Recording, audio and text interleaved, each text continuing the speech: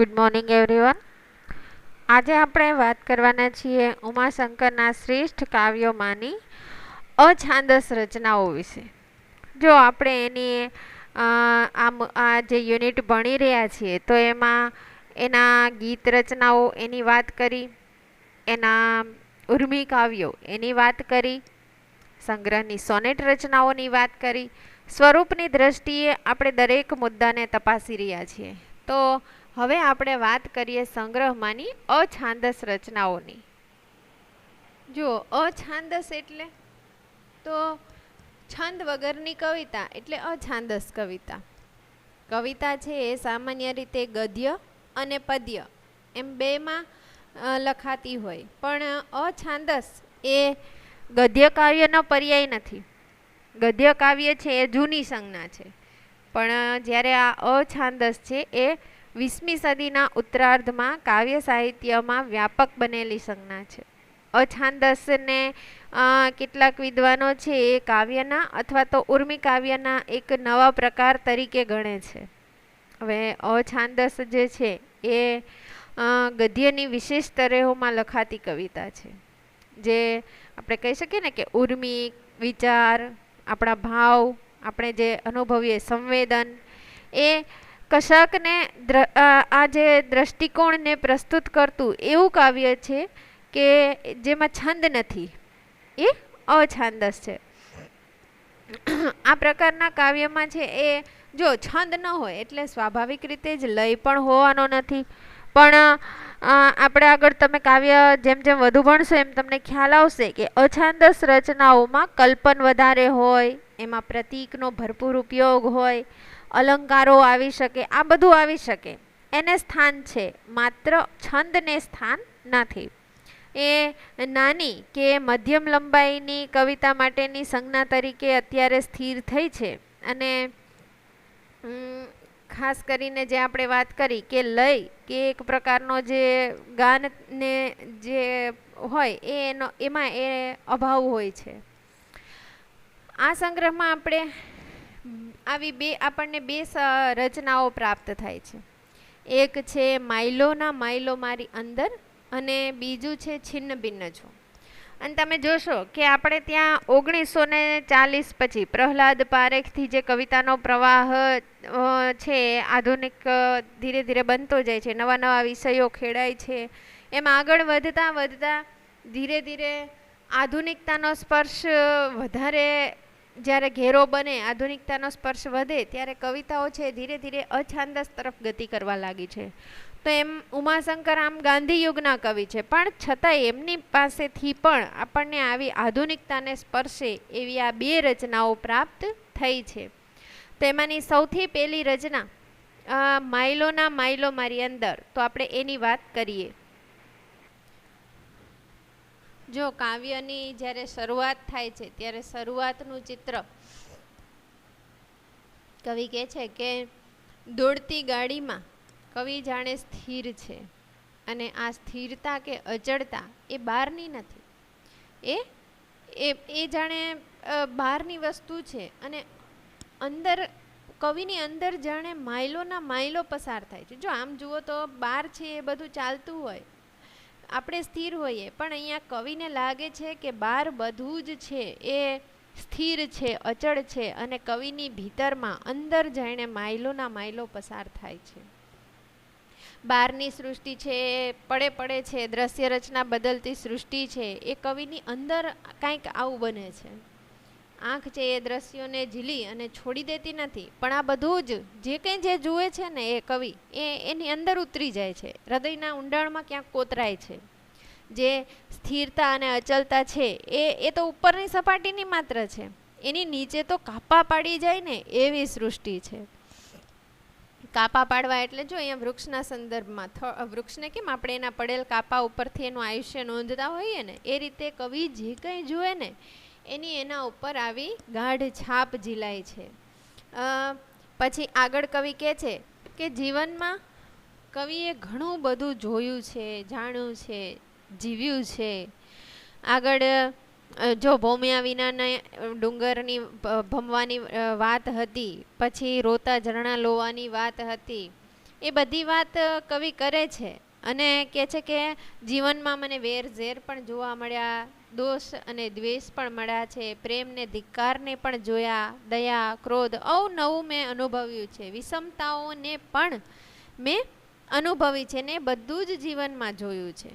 મેં વ્યથાઓને પણ જીરવી છે, પણ વ્યથાઓ જીરવવાની એક મહત્તમ શક્તિ એ આપણા કવિની પાસે છે અને એ વ્યથાઓને કાવ્યમાં અવતારીને એ કવિ છે એ માધુર્ય પ્રગટાવવાનો પ્રયત્ન કરે છે. કોઈ કોકિલાના માળામાં અંતરની વેદના વણવાની વાત જે ભૂમિયા વિના કાવ્યમાં કરી હતી કે જેથી એ વેદના છે એ જગતને કોયલ કંઠના મધુર રૂપે મળી શકે. વિષાદને સતત ઉત્સાહમાં બદલવું, વેદનાને હંમેશા વાલપમાં ફેરવી નાખવી એવી આપણા કવિની લગન છે. આ વાતની ચર્ચા તો આપણે લગભગ બહુ વખત કરી છે કે આપણા કવિ છે માંગલ્ય ગાન કરનારા કવિ છે, આશાવાદી કવિ છે, એટલે હંમેશા એણે દુઃખમાંથી પણ સુખ ઉપજાવવાની વાત કરી છે. પછી આગળ કવિ કહે છે કે જિંદગીનું નામ જ તો રઝળપાટ છે, પણ શું એ રઝળપાટ એ એકદમ આમ ઉદ્દેશ્યવિહીન હોય? ના ના, એમાં કંઈક શોધવાની વાત છે એ કવિ કરે છે કે જાણે કવિનું મન છે એ સતત કંઈક શોધ્યા કરે છે. એ કંઈક શું છે? તો એ વિષમતાની વચ્ચે પણ આશાવાદી દ્રષ્ટિકોણ એ કવિની ઈચ્છા છે. જો પેલા ખંડમાં જોવાતા ધરતીપટના દ્રશ્યો અને પદાર્થો અને બીજા ખંડમાં છે કવિએ આકાશી પદાર્થોની વાત કરી છે અને એ દ્વારા કવિ નિરૂપે છે કે મારી અંદર રહ્યું એ બધુંય ગટગટ આવે છે, કંઈક એવું તત્વ છે કે જે આ બધાને પી જાય છે. માઇલોના માઇલો છે એ ભૌગોલિક યાત્રાને બદલે કવિની આંતરયાત્રા બની રહે છે. એટલે વાસ્તવમાં જે કવિતા રચવા માટે કવિને પ્રેરે છે અને જે વિષમતાઓ કવિએ જોઈ છે, એટલે એક રીતે કહી શકાય કે કાવ્ય વિશ્વ નિમિત્તે કવિએ પોતાનું ભાવ વિશ્વ છે એ આપણી સામે અહીંયા ખોલી આપ્યું છે. હવે એમની બીજી રચનાની વાત કરીએ, છિન્ન ભિન્ન છું. જો આ ચિંતન પ્રકારનું કાવ્ય અને એક પાયાની અનુભૂતિ જે છે ને કવિની એ આ કવિતાનું પ્રસ્થાન બિંદુ બને છે. જો આ જે કવિની રચનાઓ છે છિન્ન ભિન્ન છું અને આ માઇલોના માઇલો મારી અંદર, એ સોરી એ નહીં, આ માઇલોના માઇલો મારી અંદર નહીં, એ તો આપણે બીજા સંગ્રહમાં છે. પણ જે છિન્ન ભિન્ન છું અને બીજું છે શોધ, આ બંનેનું નામ છે એ સાથે લેવાય છે ગુજરાતી સાહિત્યમાં. આ બંનેથી છે કાવ્યમાં કવિતાના સર્જનમાં એક નવો વળાંક ઉમાશંકરે સર્જી આપ્યો છે. એમનો છેલ્લો સંગ્રહ સપ્તપદી, એમાં એમની આ બંને રચનાઓ છે એ સંગ્રહિત છે. સપ્તપદી જો એના શીર્ષક પ્રમાણે જેમાં 7 કાવ્યો સંગ્રહિત છે અને એમાંના જ આપણી આ રચના એમાંની જ છે. હવે અહીંયા છિન્ન ભિન્નતાનો જે અનુભવ કવિ કરે છે એ શાને કારણે થાય છે? તો કવિને લાગે છે કે આ જે છિન્ન ભિન્નતા અનુભવાય છે ને એ આધુનિક સંસ્કૃતિની દેન છે, નગર જીવનની દેન છે. એની અભિવ્યક્તિની રીતિ છે એ પણ આધુનિકતાવાદી કવિતાની દેન છે. જો અહીંયા આપણે તમે કાવ્ય ભણ્યા છો એટલે તમને ખ્યાલ હશે, એમાં કલ્પનો છે, પ્રતીકો છે, મુક્ત છંદ પ્રયોગ, પછી એનું ભાષા કર્મ, ક્યાંક ક્યાંક અંગ્રેજી શબ્દોનો પણ પ્રયોગ કર્યો છે. તો આ બધું છે એ અનુભૂતિ ઉપર પણ આધુનિકતાની અસર દેખાડે છે. કવિએ અહીંયા 3 ઉપમાન બહુ સરસ રીતે યોજેલા છે કે પહેલામાં કવિએ કવિતા લોકની વાત કરી છે. નિશ્છંદ કવિતામાં ધબકવા કરતા લય સમ, હું છિન્ન ભિન્ન છું, પોતાની આ છિન્ન ભિન્નતાની દશાને કવિએ સરખાવી છે પેલી છંદવિહીન કવિતા સાથે. જેમ છંદ હોય તો લય હોય, છંદરહિત કવિતામાં કેવો લય? તો પોતાની છિન્ન ભિન્ન દશા પણ કંઈક આવી જ છે. પછી બીજી ઉપમા કવિએ આપી છે કે માનવ જાતિના જીવન પટ ઉપર ઉપસવા મથતી કોઈ ભાત જેવો હું છિન્ન ભિન્ન છું. હવે માનવ જાતિને જીવનપટનું રૂપક આપી દીધું છે અને જીવનપટમાં અરે કેટલા માણસો હોય ને કેટલા અલગ અલગ મનુષ્યો, એ એક ભાત કેવી રીતે ઉપસાવી શકે? એ ભિન્ન ભિન્ન જોવાના, પણ એ ક્યારેય એક ચિત્ર ઉપસાવી શકે, એક ભાત પાડી શકે?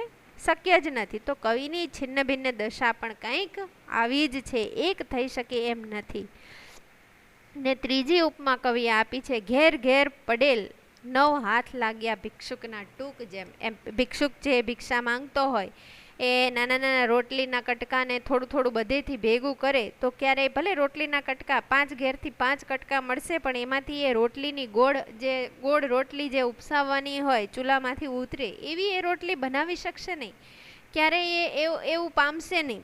તો અહીંયા કવિની જે છિન્ન ભિન્ન દશા છે એ કવિ એને એક કરવા મથે છે. કવિની જે વિચ્છિન્નતાની મથામણ એને કવિએ અહીંયા વિવિધ ઉપમાઓ દ્વારા સુંદર રીતે આપણી સમક્ષ ચિતરી આપી છે. પછી જુઓ વચ્ચે ક્યાં બીજી આગળ જે પંક્તિઓ છે એમાં કવિનો જે અંગ્રેજી મિશ્રિત કાવ્ય બાનીનો પ્રયોગ એ પણ નોંધનીય છે. આવું આપણા ગુજરાતી સાહિત્યમાં નિરંજનની પ્રવાલદીપ રચનામાં જ માત્ર જોવા મળ્યું છે. સ્વિચ ઓફ કરી દઉં કે આગળ આવે છે ને કે કોકિલા ટહુકે છે, પક્ષીઓના મધુર અવાજ છે, તો ત્યારે એવું લાગે છે કે જાણે એને સ્વિચ ઓફ કરી દઉં એટલે આધુનિક માણસ છે કેવો એકલો બનતો જાય છે, એને પ્રકૃતિ પણ ગમતી નથી. જે આ પક્ષીઓનો કલરવ છે તો આ બધું એને કંટાળો આપે છે, એક પ્રકારનું બોર્ડમ ઉપસાવે છે. એટલે આ રેડિયોના સાંસ્કૃતિક પ્રોગ્રામ કેમ ચાલતો હોય, સાથે સાથે એ જે ભાવ પણ એમણે બતાવી દીધો છે કે રેડિયોના સાંસ્કૃતિક કાર્યક્રમો મોટે ભાગે એકવિધ બન્યા છે, એમાં એક સુરીલાપણું છે ને જે કંટાળો જન્માવે છે. એટલે કવિ કહે છે કે એમ લાગે છે કે જાણે આને સ્વિચ ઓફ કરી દઉં, આ બધું બંધ કરી દઉં. માનવી દિવસે દિવસે પ્રકૃતિથી જે કુદરતથી દૂર થતો જાય છે એ ભાવના કવિએ આ 2-4 પંક્તિઓમાં બહુ સરસ રીતે ઝીલી દીધી છે. એમ લાગે છે કે ચાપ બંધ કરી દઉં. પછી જુઓ સૂચક રીતે વસંત પંચમી આવીને ગઈ એ જે વાત કવિએ કરી હતી કે કેલેન્ડરની પ્રમાણે મને ઋતુઓના બદલાવની ખબર પડે છે. પેલા માનવી મજા લેતો, પહેલાંનો માનવી ખેડૂતો કે આપણે બધા જોઈએ ને એને ખબર હોય શિયાળાનો આનંદ લે, ઉનાળો, ચોમાસું, વસંત, એને બધી ઋતુઓનો ધ્યાન હોય. અત્યારે આપણને કેવી રીતે ખબર પડે? માત્ર કેલેન્ડર દ્વારા જ આપણને ખબર પડે છે. પ્રકૃતિ સાથે તો આપણે જોડાયેલા જ નથી, પછી આપણને કેવી રીતે ખબર પડે? એ જે વાતને કવિએ કેવી સરસ રીતે કીધે છે કે આ પ્રકૃતિની રામાયણ છે. હવે માનવી જેવો બની ગયો છે તો એમાં પ્રકૃતિ શું કરે?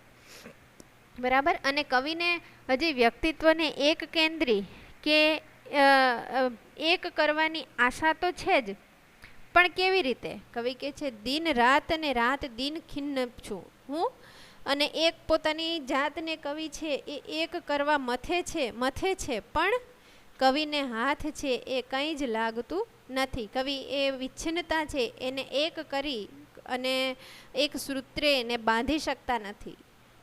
આગળ કવિ એમાં જો કવિએ વાત કરી છે કે મારી બાજુમાં, છતાં જો ગાડું તો ગબડે જ છે છતાં જીવન ચાલે જ છે. બાજુમાં એક શ્રીમાન રહે છે કે જેને પ્રેમની ભાષા નથી આવડતી, એને માત્ર ધિક્કારની ભાષા જ આવડે છે. તો હું એને બદલવા ઈચ્છતો નથી, હું એને એમ જ સ્વીકારું છું. અહીંયા કવિ એક ઉચ્ચ કોટીનો સંદેશ કે સામેની વ્યક્તિને એવી ને એવી સ્વીકારવી, accept the everyone the way they are, એક પ્રકારની સમાધાન વૃત્તિ દાખવવી, એવો સંદેશ પણ આપી દીધો છે. પછી કહે છે કે કેટલાક લોકો તો મને એવું કહે છે કે દુનિયાનો તું છે એક જ જીવ છે, તને સમજતા નથી આવડતું દુનિયાને. કે એટલે કવિ આવા લોકોને એવું કહેવા માંગે છે કે તમે ભલે જે ધિક્કાર ભાવનામાં ને જીવો છો, પણ તમે મને તમારા જેવો નહીં બનાવી શકો. હું તમારા જેવો આવો લાગણી વિહીન નહીં બની રહું. કોઈ પોતાને ચાહેલાને ભૂલી શકે કે હું કોઈને ભૂલી શકીશ નહીં, કે તમારી જેમ હું કોઈને ધિક્કારી પણ શકીશ નહીં. અને કવિ ખાસ કરી અને બીજાને બદલવા કરતાં પોતાને બદલવાની વાત છે એ આમાં કરે છે. અને છેલ્લે કવિ કહે છે કે જાણે સાબરમતીના પુલ ઉપરથી પોતાની ગાડી કે પસાર થાય છે, સાબરમતીની જે ઠંડક પોતે અનુભવે છે ત્યારે એમનું હૃદય છે એ પણ એવી ઈચ્છા વ્યક્ત કરે છે. એ જો ફરી એમનો આશાવાદ, એનો શુભ આશય એ દેખાયા વગર રહેતો નથી કે મારું આ નાનકડું લઘુ હૈયું એ પણ જો કોઈ બીજાને જરા કમથું મદદરૂપ કરી શકે, ઠંડક આપી શકે, સાતા આપી શકે, તો ખરેખર હું મારી જાતને ધન્ય માનીશ. તો સપ્તપદીની જે આ રચના છે એ આધુનિકતાના અંશને બરાબર પ્રગટાવી જાય છે અને કવિનો અછાંદસ જે પ્રયોગ એ પણ નોંધનીય બની રહે છે. તો 14 માર્ક્સમાં જો તમને આ મુદ્દો પૂછાય છે કે સંગ્રહમાંની અછાંદસ રચનાઓ, તો માત્ર ને માત્ર 2 રચનાઓ, માયલોના માયલો મારી અંદર અને છિન્ન ભિન્ન છું, બંને ચિંતનાત્મક પ્રકારની અને કંઈક અંશે કવિની આંતરયાત્રા, એના કવિના ભાવ હૃદયને ખોલી આપતી આ 2 રચનાઓની તમારે વિગતે વાત કરવાની રહેશે. અને માત્ર 2 જ કાવ્ય હોય, થોડી તમારે એની વિસ્તૃત વાત કરવાની રહેશે. તો એ સાથે જ આપણે અછાંદસ રચનાઓની વાત છે એને અહીંયા વિરામ આપીએ. ધન્યવાદ.